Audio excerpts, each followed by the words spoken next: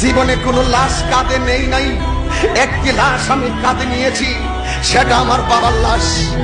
জীবনের কোনো লাশকে আমি গোসল দেইনি, একটি মাত্র লাশকে আমি গোসল দিয়েছি, সেটা আমার বাবার লাশ। জীবনের কোনো লাশ আমি কবরে নামাইনি, একটি মাত্র লাশ আমি কবরে নামিয়েছি, সেই লাশটি হলো আমার বাবার লাশ। একটি অনুরোধ করে দিয়ে যাই যুবক তোমাকে, আজকে তুমি অস্থির হয়ে পড়েছো, আজকে তোমার বাবাকে তুমি শত্রু মনে করতেছ।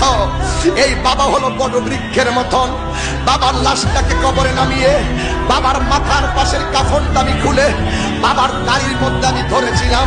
সেদিন ভেবেছিলাম বাপটা আমার কত সম্পদ, বাপটা আমার কত অনুপ্রেরণা, বাবা আমার কত স্পিরিট, বাবা আমার কত উৎসাহ উদ্দীপনা।